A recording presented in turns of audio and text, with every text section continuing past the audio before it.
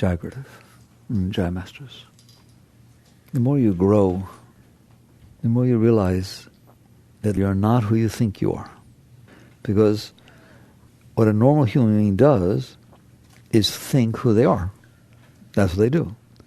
I am this kind of person, and I believe in this, and I don't like this, and I've always liked that sort of thing, therefore that's where I should go.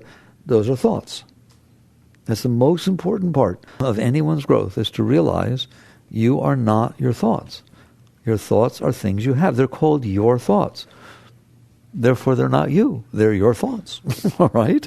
And your thoughts come in many flavors. The main thought you have, as embarrassing as it sounds, is the thought about yourself.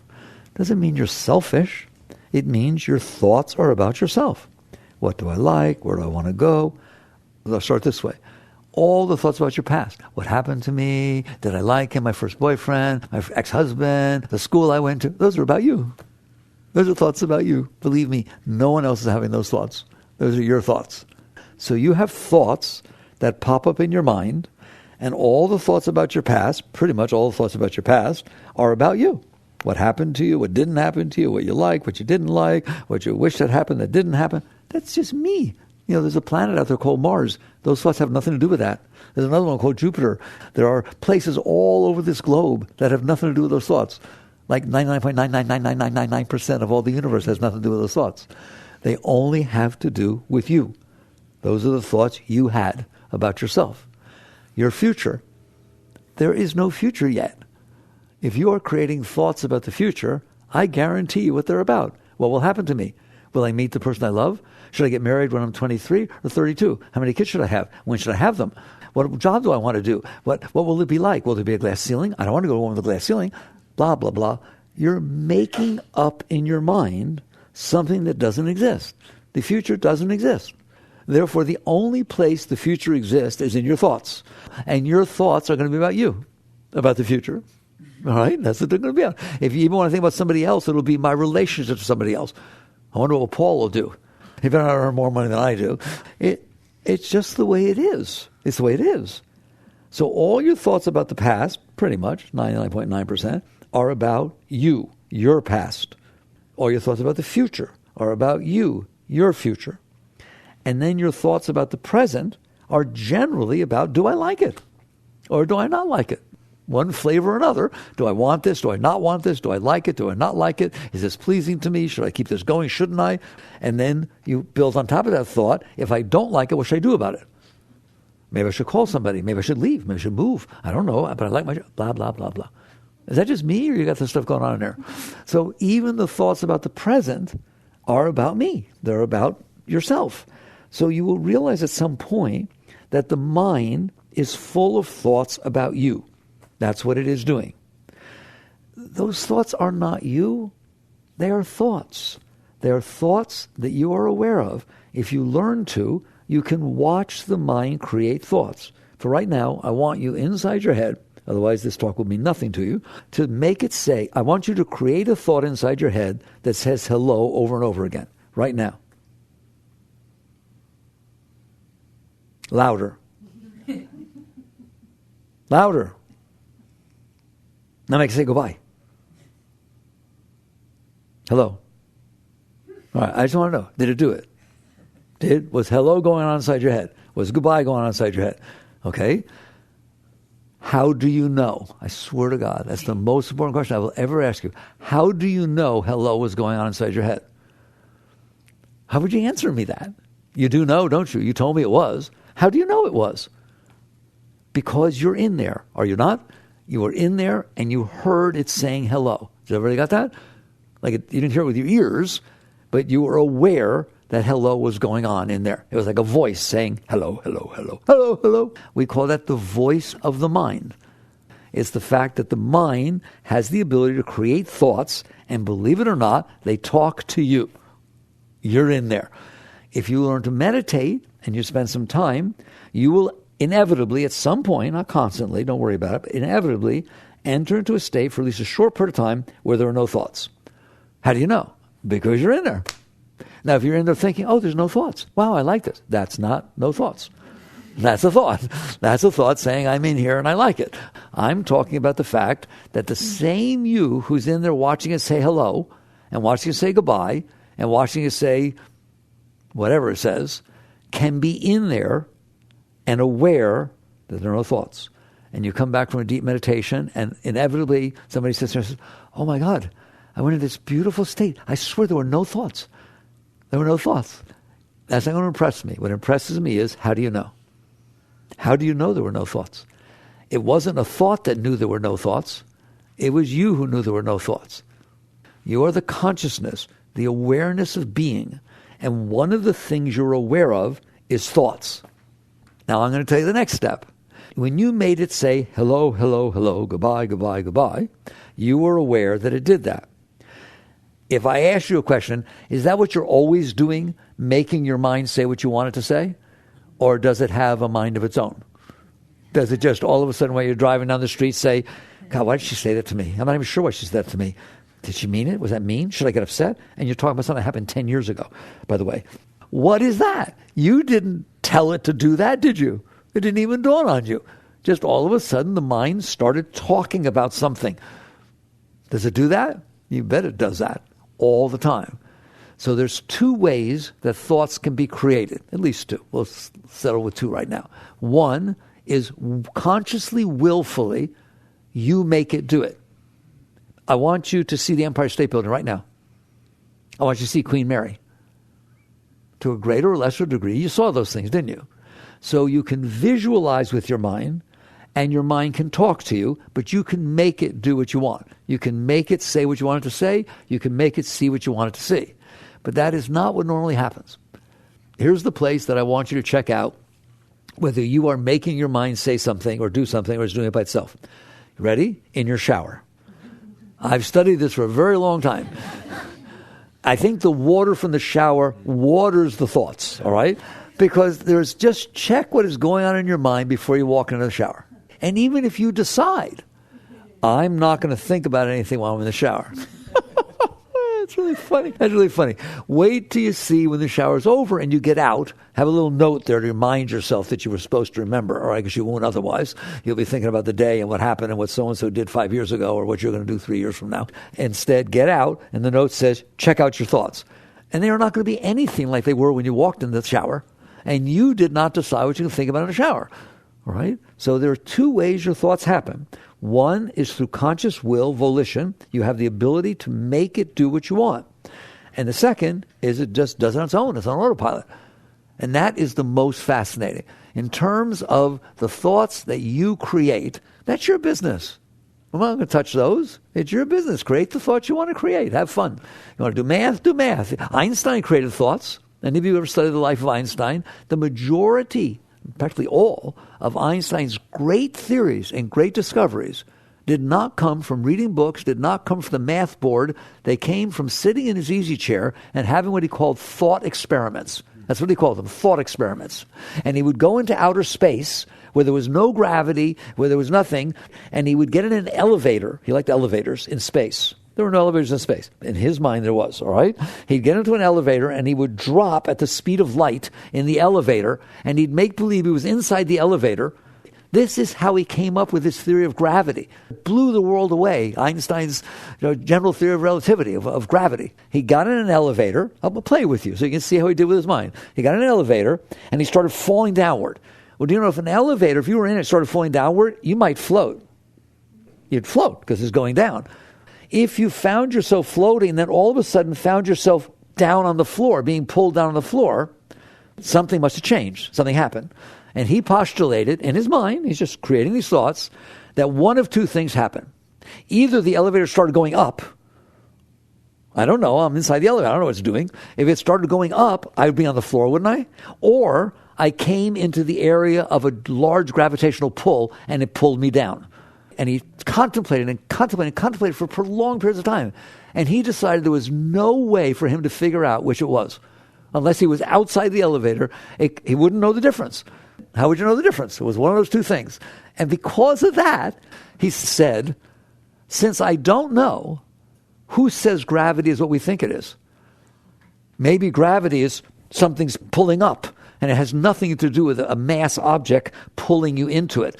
Maybe it's just the force of motion, of acceleration happening, like when you get thrown against an airplane seat when it's taking off. Is that gravity? No, it's acceleration. You can't tell the difference. And he then took that. I'm telling you the truth. I like putting this in your head so you can go study it. He took that, and you know what he did with that? He said, well, maybe they're wrong. Maybe it's not true that the earth is pulling you to it. Maybe the entire concept of gravity is not that there's a force pulling you to it. Maybe there's acceleration happening somewheres, and you're being pushed in the opposite direction of the acceleration. And he was right. He blew away all the theories of gravity, and Einstein's theory of gravity says that a mass, I'm going to just get it to you since we did it, right? A mass object, the larger the mass, it will actually bend what he calls time-space, the continuum in which everything exists. We just thought it was neutral. He said, no, time-space can bend. So if a mass is in time-space, in the universe of time-space will bend, and then everything coming near it will fall down toward it, like a bowling ball, a giant ball on a trampoline. On a trampoline, anything you put on it, the marble is going to go to the middle, isn't it? He literally said that's what gravity is. And every single thing we ever did from that moment forward proved that he was right. That gravity is not a force like magnetism, that mass is pulling things towards it. It is that mass bent time-space so that anything coming through time-space toward the mass will start to circle around like in a drain, and that acceleration is what you feel is gravity. He blew everybody's mind. It took years for them to agree he was right, all right? But every single thing he postulated turned out right if that was what gravity is. I wasn't here to teach you about the general theory of relativity, all right? I was here to teach you that he did that in his head. He then came down to the blackboard and figured out the math. It is not that the math got him there. That's what Albert did with his mind. That's why his hair was all messed up and his clothes were all wrinkly, because he couldn't care less. He didn't do that with his mind. Oh my God, I don't look good. Will she like me? No, Albert didn't do that. Okay? So you have the ability to use your mind. Some people think I talk against the mind. I do not talk against the mind. I do not ever talk against the mind. I talk about how you use the mind. So there are two different things that happen with the mind that can make the mind talk or create thoughts. Will, volition. I showed you can do it. Einstein did it, didn't he? The mind was not doing that by itself. There was somebody in there contemplating, concentrating, using it like you'd use a computer or something. But that's not how we use our mind. Our minds use us. It just starts talking. Don't go in there. I'm not comfortable. Don't go in there. Don't go in. And you actually don't go. You decide to go to a party. You're all excited. You go with your friends. You get in there. You walk in the party, and the mind goes, oh my God, George is here. I didn't think George would be here. I don't want to see George. I don't want to see George. Last time I saw George, no. Goodbye. I'm leaving. Goodbye. Go on, tell me you haven't listened to it that way. Where did those thoughts come from? Why didn't it just say, oh, George is here. Good time to make up with him. Or George is here. Good time to prove that I can handle the negativity. It can say anything. But that's not what it said, is it? It said, tell them you're sick. I don't want them to know. I don't want to see George, but I don't want anybody to know I don't want to see George. God, that's what your mind's telling you, isn't it? All right, so tell him you're sick. Tell him you don't feel well. That's all. You ate something. It really didn't sit well. I'm not going to that restaurant again. Just make a big deal out of it and get out of here. Yes or no? Where did that come from? Where did those thoughts come from? What kind of thing is that? So you realize your mind is a thought-creating machine. That's what your mind is. Your arm has qualities. Your mind has qualities. It has the ability to create thoughts. Can your hand create thoughts? Can your nose create thoughts? No, your mind creates thoughts. Guess what? Your heart can't create thoughts. Try it. Ask your heart what 4 times 2 is. But don't use your mind. Your heart cannot create thoughts. Your heart creates emotions, doesn't it? It creates feelings. That's what an emotion is, a feeling. It's a vibration that you feel. Joy, sorrow, guilt, insecurity, self-consciousness, embarrassment. Now your mind can think about those things. It can create thoughts about those things, but your heart cannot create thoughts, and your mind cannot create emotions. Your mind can make your heart create emotions. You shouldn't have done that. You know you shouldn't have done that. Oh my God, you're going to get such a... Wake up, you live in there. Let's get straight what's going on. So your mind is a device, and they call it an appliance. You know, you have blenders, you have TVs, you have vacuum cleaners, and you have a mind. You have a mind that creates thoughts. You have a heart that creates emotions. All right? Fine. I want to know Are you making them do that? And the answer is absolutely not. 99.9% of your thoughts you are not doing. They're happening by themselves. Okay. Why am I talking about this? Because it's running your life. Your mind is creating the thoughts that it decides to create, and you're in there listening to them. Just like you listen to hello. You are not your thoughts.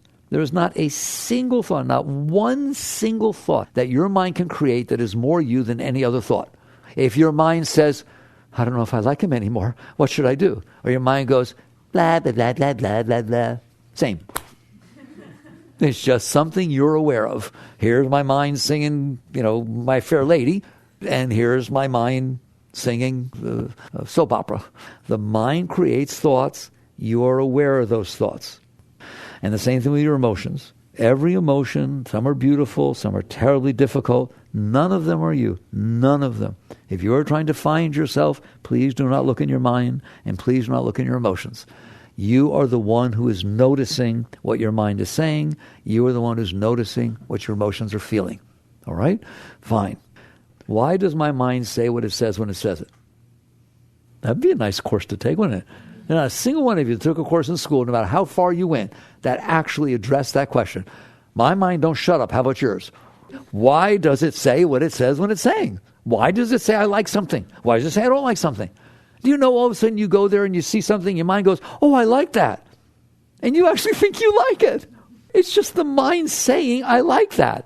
Do you understand that your mind will say, I like that? Then somebody says, oh, Jack the Ripper used to own that. I don't like it so much. Well, like one more thought get inside your head, it changes its mind, doesn't it? It's completely meaningless. That's the purpose of this discussion. What that mind says when it's making up its own stuff is meaningless. It'll change in a billionth of a second. Okay, so you sit there and you ask the question. I'm going to explain it to you really quickly. Can I understand why my mind says I like something? Why it says I don't like something? Why it says I should go here? Why it says I shouldn't go there? Why does it say those things? That's different than you analyzing. Should I move to New York? Well, my income is this, and I could earn more there, but then it's snow, and I don't like to. It's okay to use your mind to do what Einstein did, to analyze, right? But that's not usually what's happening. You don't analyze whether you like something or not. You say, I like it. I don't like it. I want to go. I don't want to be here. Why does it say what it says? Because I guarantee you, everybody else says something different. You could be standing next to something, your mind says, I really like this person next to you. Say, oh my God, I don't want to have anything to do with that. And 5 minutes later, yours says, I don't want to have anything to do with it, versus now I like it. It says it because of the impressions that were left on your mind from your past experiences. There. I said in one sentence. I guarantee you, this entire like, dislike, want, not want, preferences, the whole ball game is about your past experiences. Where else did the mind get the data to make its decision? It's not genetic, I like blue. No, something happened to you and you like blue. I don't like chartreuse. I don't like it at all. Well, somebody wasn't nice to you when they were wearing chartreuse. I don't know. Only you know. Don't try to figure it out. There are past impressions that got left on your mind. It stored it, so your mind can analyze. It can create thoughts. It can also store thoughts and store impressions, can't it? And so you stored these things in there. I can make it very sweet and short tonight. You stored these things in there. Now the world that's out there, there is a world out there, comes in through your senses, but it doesn't make it to you. You in there, I in there. It hits your stuff. It hits the stuff you stored in there, and all of a sudden it creates what's called a reaction. Reactionary impression, based upon a past experience you had that was good. All of a sudden you really oh my God, I like that. I want to go back there. I say, oh my God, Hawaii's great. I went there. Yeah, well, what happens if in Hawaii your last husband told you you wanted to get divorced? That was the first time I ever said anything to you. You want to go to Hawaii? No. But it's beautiful. No, it's not. I love it. It has nothing to do with Hawaii. It has to do with the past impressions that you are carrying inside yourself. And so now the event takes place, it comes in, and you've stored these impressions, which in yoga we call samskaras. It means an impression left inside of you because of a past experience. And they used that term thousands of years ago in the Upanishads. Freud wasn't the first one to analyze this stuff, okay? So basically, these impressions from the past got stored inside of you. They become dormant. Suppressed, call it what you want. They become dormant, and now when an event happens outside that is any way associated with them, they become activated. And all of a sudden, all the emotions and all the thoughts and even the smells and the sounds from the past come up. Like the most amazing one is you walk into a kitchen and it smells like 20, 30 years ago when your mother was cooking something. And all this emotion comes over you, either good or bad, depending on mommy, all right? But basically, it comes up and people say it. So basically, the reason your mind says what it says when it says it is because of the interaction of what is going on in front of you, coming in through your senses, and what it hits from the stored past. Then your mind will say, I don't like it. I don't want to be here. Or, oh, I really like this. I want to go do this. You have a job. You finally got a job. You change jobs every month, right? You finally got one. You say, oh, I really like this, right? And all of a sudden somebody comes up and says, oh, look, my friend became an astronaut. Oh, I always wanted to be an astronaut since I was little. Oh, my God, is that still open? What, are you crazy? What difference does it make what you thought when you were little? It matters to you, doesn't it? It shouldn't. It's meaningless. It's what you thought when you were 6. You didn't know anything at all. You hadn't had any experiences. It has nothing to do with who you are, but it stimulated that excitement that you felt when you were 6 years old. Oh, God, I got to be an astronaut. That'd be so. And you quit your job, And this is what people do. Do you understand that? So the mind is going to create thoughts by itself as a reaction to what is going on when it hits what was stored from the past. And all of a sudden, you're going to end up with what I break down. We all break it down into like and dislike. Does anybody know about like and dislike? You ever find yourself liking things and disliking things? You did not choose to like them or dislike them. The mind just decided to like it. And if the mind really decided to like it, the heart agreed. The heart and the mind line up pretty good. If your mind starts saying, oh my God, I'm scared. I don't like this. Your heart goes, your mind goes, oh my God, that's great. Your heart goes, right? They go together. Your mind has the ability to stimulate your heart. Does it not? They tend to move together. So all of a sudden, you mind your own business. Something comes in. It stimulates a samskara, this reaction. Your mind starts thinking it, good or bad, like or dislike. Generally, that's what mind does. I like it or I don't like it. I want it or I don't want it. And the emotions start going accordingly, and you're gone. That's the end of you. By the time your mind and your emotions gang up on you, you're just in there and you're overwhelmed by either desire or fear, depending on whether you like it or don't like it, and what the mind is saying about it. And then what will happen, inevitably, a slightly higher mind, not the reactionary mind, will step in and say, what do I do about this? That's like Einstein floating through space to figure out gravity. Except you're not trying to figure out gravity. You're trying to figure out, what do I do about the fact that I'm all screwed up? It starts to run your analytical mind. One was your reactionary mind based upon your stored stuff, your reactionary heart. Now your analytical mind steps in and says, I don't like this. I don't like this. I'm not comfortable. Okay, what do I need to do? What do I need to do? I need to find out who else drove, because I didn't drive myself. Maybe someone wants to go. I can convince them to go. What do I do? And it starts analyzing the situation and coming up with a solution. Does anybody know anything about that? We've now covered your poor mind. That's what it's going to do. And then when it leaves, it'll figure out what to say to people tomorrow to make up a lie as to why you left, like I told you, and just figure it all out. That's what it's going to do. Just sit in there and try to use your thoughts to figure this out. Well, what about you? What about you in there? What happened to you? You're lost.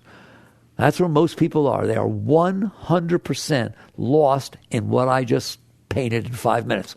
In the garbage that's going on inside that is just a reaction, and you're just lost your whole life. You're just trying to figure out how to get what you want and avoid what you don't want, and how to make it look okay, and then decide who you are. I'm the person who likes this, and the person who doesn't like this. I'm the person who got divorced from so-and-so. No, you're not. You were in there before you married so-and-so, weren't you? Then you can't be the person who got divorced from so-and-so. You're defining yourself as what happened to you, instead of defining yourself as the person who it happened to. That's very important. I'll repeat that. You're defining yourself in your mind as the experiences you had, instead of defining yourself as the person who had the experiences. That's the difference. And if you define yourself as the experiences you had, you will end up with this thing that psychologists call a self-concept. What's your self-concept? My mental thought about myself. And you get in big trouble with that. Why? I'm a 23-year-old woman who is free, and I'm this, and I'm that, and I got plans, and I'm not going to get married till I'm 32. OMG. The more you're defining that stuff, you're like a sitting target for getting in big trouble. Now what happens when you fall in love with somebody? God forbid. It doesn't fit your self-concept. So all of a sudden you're bifurcated. Well, I do feel love, but it doesn't fit. I'm only 23. I didn't want to get married until I was 32 because then my kids, one time I'll be 42. If there's 8 and 10, that's about the right age. But, well, people actually do that. Wow, it's adorable. So now you're struggling inside yourself because it doesn't fit your self-concept.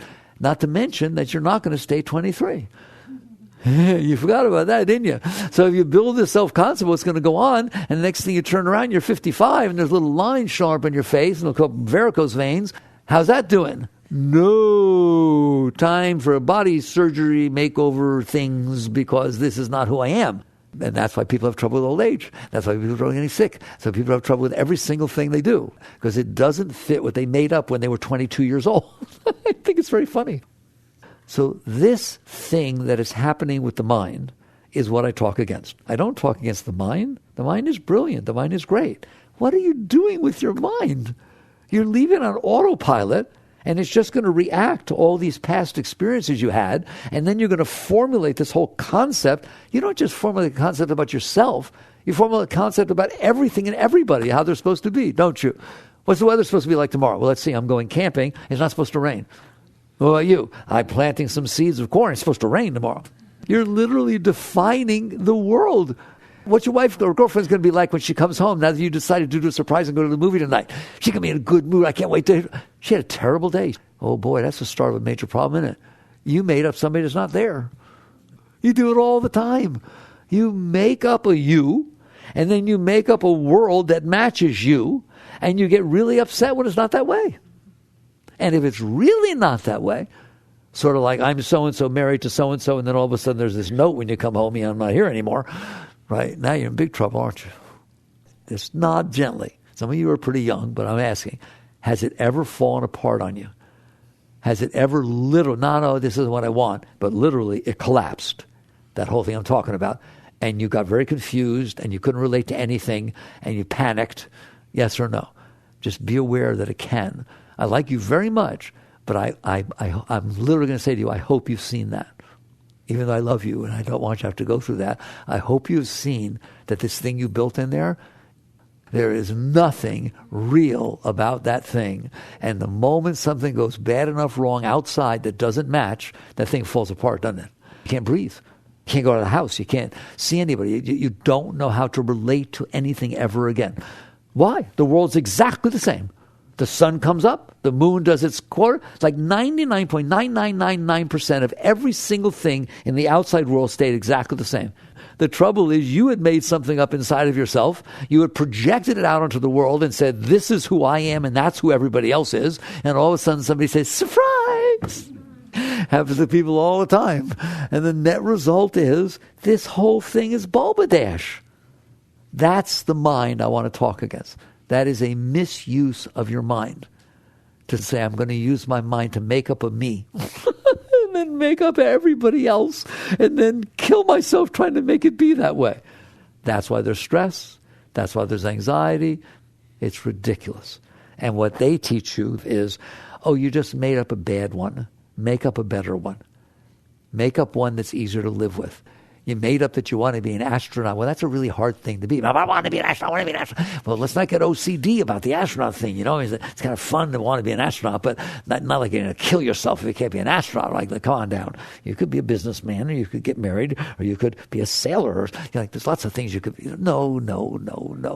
They're just trying to have you define and build a self-concept that's a little easier to live with. I don't want to tell you that. I want to tell you, why are you building something that's not you? You're the one who's building it. You're the consciousness inside that is aware that you're driving yourself crazy. You are, aren't you? You fell in love with somebody and they don't love you. What do I do? Oh my God, my heart's killing me. Oh my God, I don't know what to do. Should I move? Oh my God, what did you do? The world is unfolding and you did that? There's a planet spinning through space. Really, it's tiny. It's like this big. It's so small. And it's just spinning through space, through black, empty space. It's circling a star 93 million miles away. And you're doing this. Why are you doing that? Why don't you just enjoy your life? Why don't you enjoy the experiences you're having? And that is the essence of what I want to talk to you about. Is there a nicer life than the garbage I just described to you? Is it really a matter of taking all these past impressions, building a model of the world based on what you like and what you don't like, based on your past experiences? If you had a different past experience, you'd like somebody different. You'd want a different kind of house. No, I don't want a kitchen like that. Why? My mother had a kitchen like that. And no. I hated going in there. Oh, my God. Or I want a kitchen like this. Mommy had a kitchen like that. Isn't that amazing? Or no. I can't buy a house like this. Why? I told you, I had an ex, and our house was similar to this. Not exactly the same, but it had walls. You got some scars, do you? You got some impressions left in there, not so easy to live with, right? Every time I walk around and I see walls, they remind me that. Don't kid yourself. People get there, all right? So if you are not careful, I'm going to tell you how to live the higher life, but if you're not careful, the life you're going to live, in a nutshell, is as follows. All the impressions from your past that you stored inside, and I guarantee you stored the bad ones. You didn't store the white lines going by. You didn't store all the trees you saw. You didn't store all the cars that drove by you. You stored the ones that hurt you. You stored the ones that were difficult for you to deal with.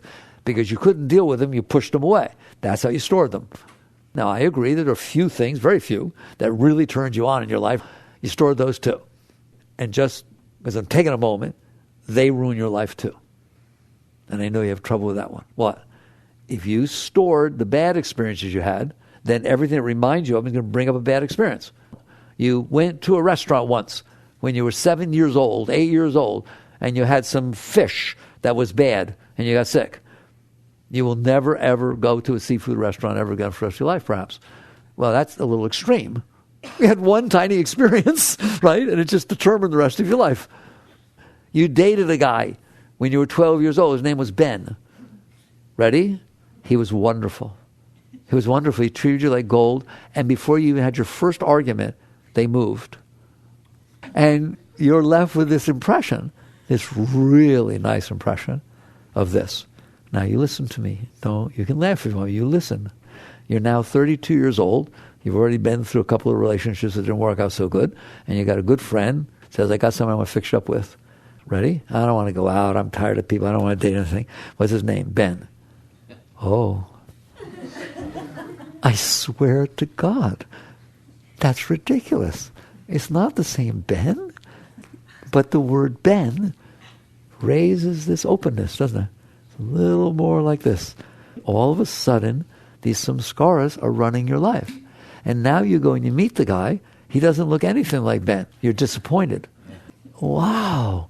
So even the good things in your life screwed you up. Because now you're looking for them to happen again. I'm going to go very slow because this is a tough thing to talk to you all about. If you store nice experiences you had inside of you, you will now compare every experience you have from now on to see if it matches that. But of course it's not going to match that. Therefore you can't have other spontaneous nice experiences because they don't match. Go to Hawaii, have a great time, then decide to go to Alaska on your trip this year and watch your mind. Hawaii was better. It's cold. It's really cold. Well, yes, it's Alaska. Hawaii had trees. These just have glaciers. You will start comparing every experience you're having. If you hadn't gone to Hawaii last year and you went to Alaska this year, you might have thought it was the most beautiful thing in the whole world.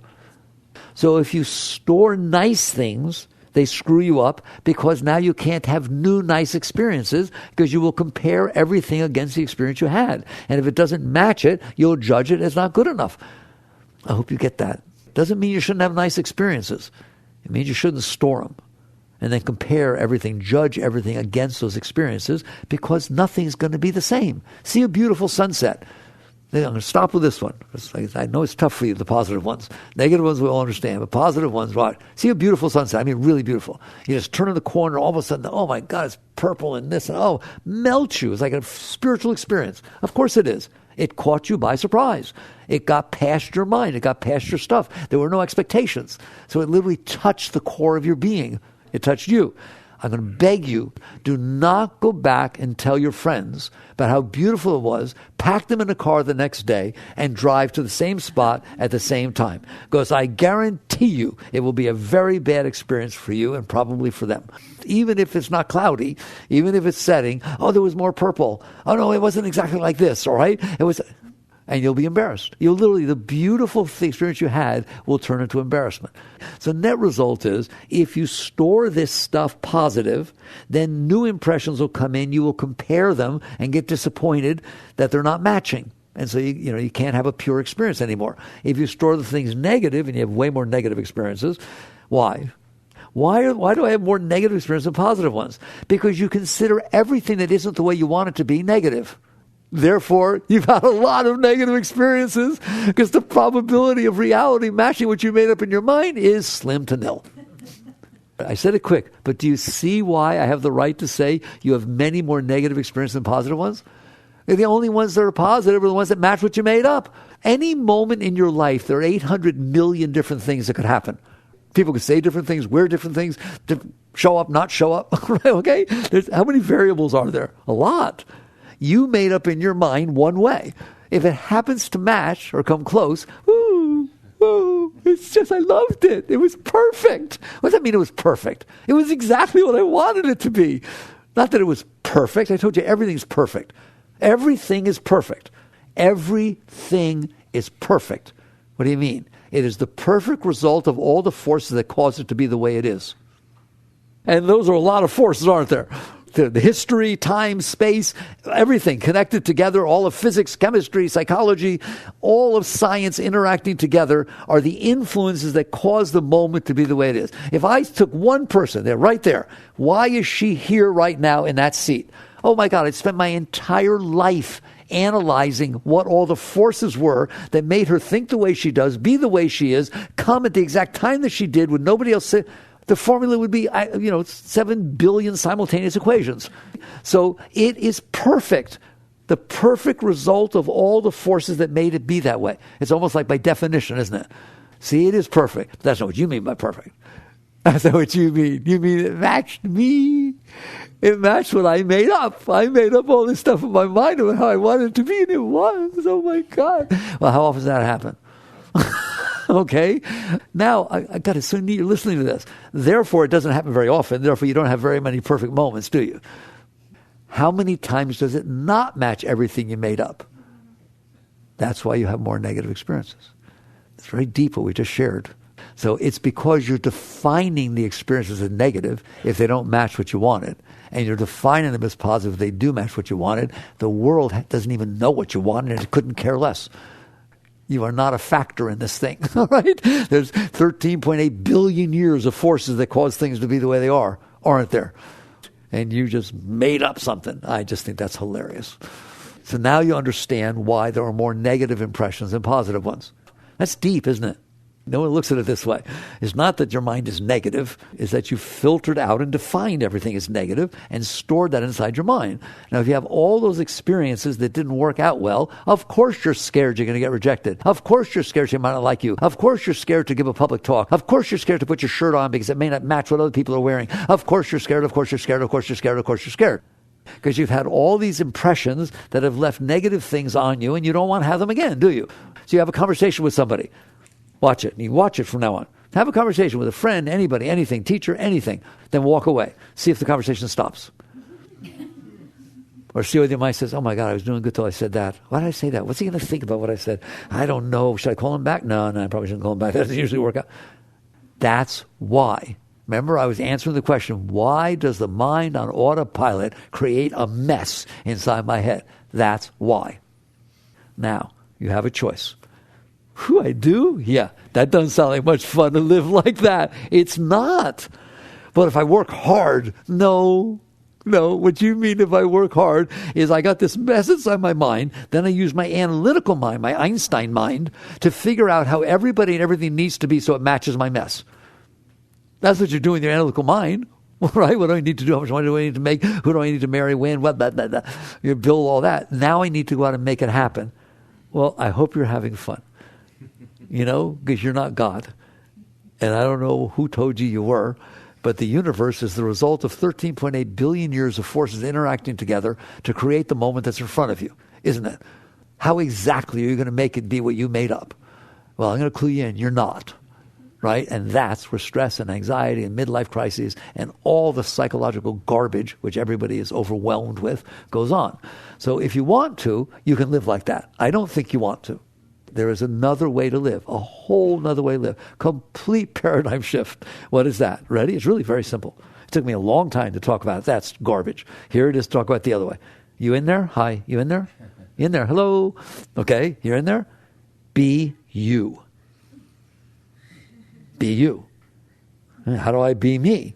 You be the consciousness that is aware that your mind is about as sick as they come. All right? And you are fully aware that it does exactly what Mickey said it did, ad nauseum, right? Because it doesn't ever stop doing it. It just does it. When you can't fall asleep at night, check out why. Because it's still doing it. So you net result, you be you, and you notice that your mind is broken. Of course it's broken. Look what you did. You stored all that garbage, and then you developed a concept of the world that matches your garbage, and I don't do it again. Stop it. That's the way out. What do you mean? Be you, notice the mind doing this, and realize I am not my mind. This is something my mind is doing. It is a broken appliance. It is doing this. All right? I'm going to do it very deep. Can you get out? Yes. Repeat that question. Can you get out? Yes. What is out like? Can we talk about that for a moment? How would you like to wake up in the morning and giggle? No, literally. You wake up in the morning, wow, I wonder what will happen today. I'm sitting on a planet, spinning in the middle of nowheres. Things are going to happen in front of me. It's a happening place. They've happened every moment. There's things in front of me. I can't wait to see what it's going to be. This is so exciting. This is just, oh my God, I get to go to work. I get to brush my teeth. I get a breakfast. Oh boy, breakfast. It doesn't matter what it is. I just get a breakfast. All right? And you just have a good, the Bible says, lest ye be as little children. That's what it's talking about. Why are you not having fun? A kid can have fun with a rock and a stick and can sit up there for hours, play with the rock and the stick and giggle and laugh and play. You can't play with going to work and having a computer or doing a thing or being a nurse or whatever that's going on, right? And then drive your car. You get to drive a car. Kids don't even get to drive a car. I told you, this is how negative. You don't realize why you can't enjoy your life. Have you ever gotten into your car, put your key in, turned it, and had it go, and not start? All right? Is that a positive or negative experience? That's a negative experience. Not only do you not enjoy it, you worry about it, and you remember it. Next time you go to your car, I hope it starts. It's just a negative thing. Fair enough? All right, now, I'm going to ask you this question. Have you ever gotten into your car, put your key in the hole, turned it, and went, and started running? Was that a positive experience? No. You just took it for granted. You didn't think anything of it. Why don't you get in the car? I do this. It's natural to me.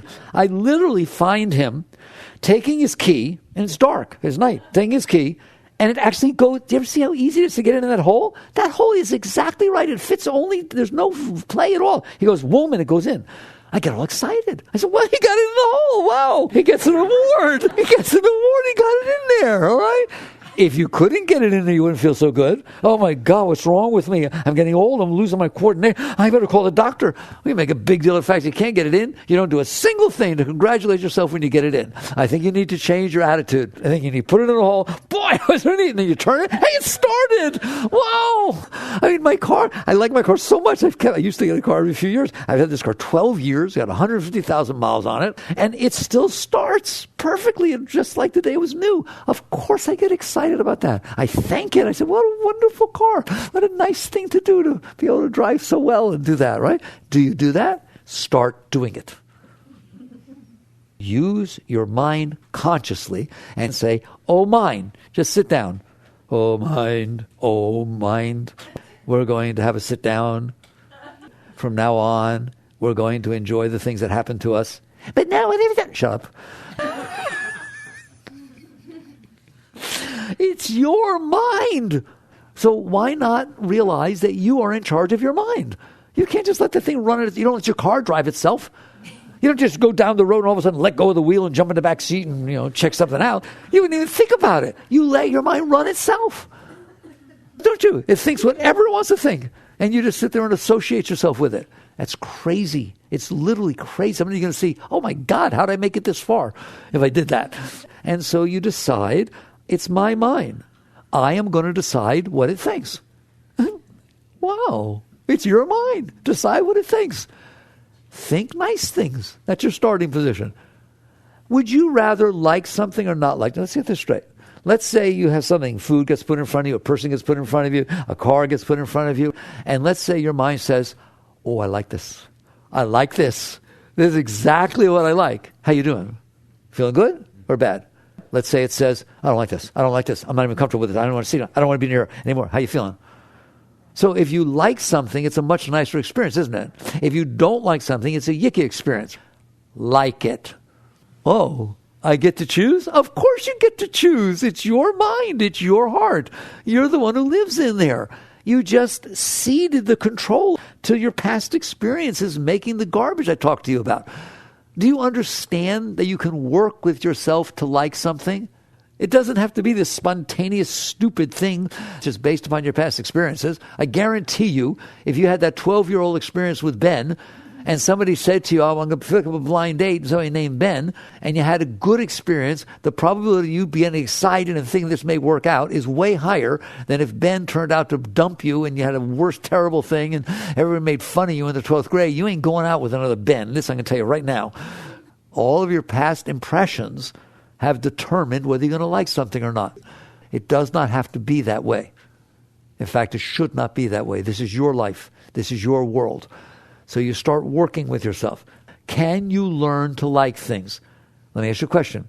Any of you play an instrument? Piano, instrument, guitar, anything? First time you sat down, how good you do? First time you ever sat down, how good you do? Not so good, right? Did you say to yourself, I guess I'm no good? I tried the piano, I wasn't any good. No, you don't do that. You have this concept that you're capable of learning things.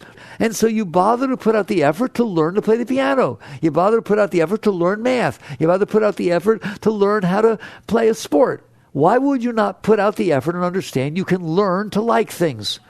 You can learn to enjoy your life.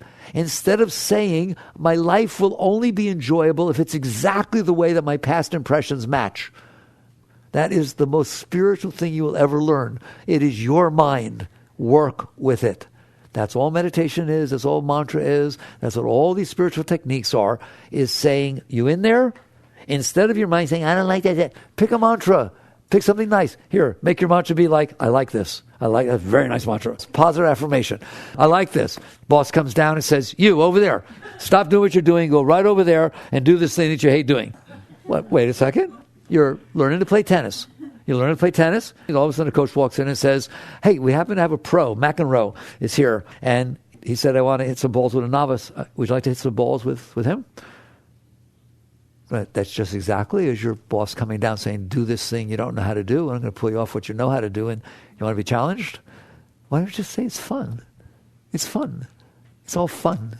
Everything's fun. I got into my car. I had to go to work. I was in a rush. It didn't start. That's fun.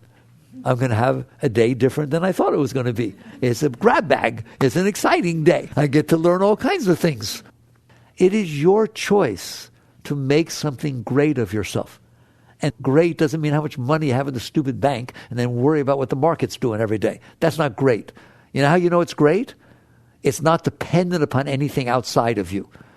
Go on, have a whole bunch of money, have a wonderful house, and have a beautiful wife or husband, and tell me you're doing great. What if she dies? What if the house burns down? What if you invest with Bernie Madoff and he makes off with all your money? How you doing? Your greatness, if it's dependent upon something that can come and go, that ain't so great, right? It's conditional, it's tenuous, it's temporal. Greatness means, I'm in here. You in there? I'm in here. It's my house. It's my house. I live in here. It's my house. It's going to be nice. Why? Because I said so. You got some work to do. Yes, I got some work to do. But the work I do in here pays off forever. If I can learn to enjoy things, even bad things, even things that don't go my way, if I think that's challenging, if I have a job and they give me a coworker who's kind of hard to get along with, and instead of complaining, I sit there and say, now there's a challenge. I thought I had my act together until she started working with me. See if I can get above this one. And all of a sudden you're having, it's like playing tennis with somebody who's better than you. challenges you. When you get to the point that nothing can take you down, nothing. Why? Because you decided nothing is going to take me down. I am going to open my heart and enjoy my life. Why? Because the alternative is absurd. That's the only why I need. The alternative to opening my life and being inspired and enjoying whatever's happening with my life is that I don't enjoy my life. And I only got one, and it's short, and I'm going to enjoy the thing. You get to decide that. So you decide, and I haven't given you specific techniques. I gave you the highest technique, intention. The Buddhists literally say that intention is the highest technique. Then you can go worry about meditating and doing this and that. Do you see why? My intention is to stop drinking. Well, then you stand a chance. I don't have an intention to stop drinking. Would you give me some techniques? You don't stand a chance, do you? So if your intention is, I want to learn to be beautiful. I want to learn to look at everything as exciting. It's all happening on a little planet spinning in the middle of nowhere. Would you rather be on Mars? That's what you need to say every single time something happens. Would you rather be on Mars? Nothing happening on Mars. It's just a bunch of dirt. The answer is no. I'd rather be here going through a divorce. Let's see if I can have fun with it. That's when you're challenged. Then you make something great of yourself. That's spirituality. And I'm telling you, if you will work with your mind, your heart will follow. Just like your heart follows the mind now. So all of a sudden, the car started. Your heart will go, woo. Oh, wow, she said hello to me. It doesn't have to be this one person. The 7 billion people on the planet Earth. If any of them notice me, that's exciting, right? I want you to set up a win-win. I really care about you. I want you to set up a win-win situation that no matter what happens to you, it turns you on. Wouldn't that be fun? I told you wake up in the morning, I'm back! And then you just go about your business, making it exciting, enthused, and so on. And if it challenges you, I love to be challenged. And if it goes your way, wow, it's a blessing, it's wonderful. And just enjoy every single second of every single moment of every day of your life. Now you're doing well. And notice, it's up to you. Don't ever say, I can't because my car didn't. I can't because I don't have any money. I can't. You're the one who decides the quality of your life, based upon what you're doing with your thoughts and what they're doing to your heart. All right? And then ultimately, I'm telling you, you have no idea how high you can get. Because that's a high when the mind's not negative. That's kind of nice. It's kind of rare. That's a high when the heart's open. That's kind of nice. When your mind stops giving you a hard time, which will take a while, okay, but you do it a little at a time. When your mind starts giving you a hard time, and when your heart stops giving you a hard time and is always open and feeding you, all of a sudden you'll realize, I'm in here, and I'm actually in here, and I'm not being drawn into my mind because it's not giving me a hard time. I'm not being drawn into all the problems of my heart because there aren't any. So now you're not being distracted from what we call the seat of self. Now I'm going to get spiritual on you. You in there are very high. But the trouble is you're focusing on a mind that's not very high and a heart that is so neurotic it's ridiculous. But you, the consciousness, are very high. And what will happen naturally when your mind stops pulling you down into its melodrama and the heart stops hurting and freaking you out is you will very naturally realize, I'm in here. And you will start to experience the nature of your own being instead of experiencing the nature of a neurotic mind. And the nature of your own being. For the ancient scriptures, it says the nature of self is Satchidananda, eternal, conscious ecstasy. You will just start feeling joy. I mean, joy beyond anything you've ever felt, beyond intimacy, beyond winning the lottery. All of a sudden, just waves of joy, of uplifting, high joy will start welling up inside of you. What? That's your nature. That is the nature of self. You is in there. Hi, you in there? You in there. You go back to that state, and you will understand every single thing Buddha talked about, nirvana, everything Christ talked about, my Father and I are one, everything all the great ones talked about. So this ability to transcend the negativity and the pull of the mind and the disturbed heart in order to liberate yourself, untether yourself, then it goes up way higher than we talked about. But your work is, are you willing to, instead of work on everybody else, to work on yourself? You see the difference? Right now, for you to be okay, she better be the way you want and everything better be exactly the way you want. Instead, work on yourself. And all of a sudden, everything will fall into place. All right, very good. Jagrata.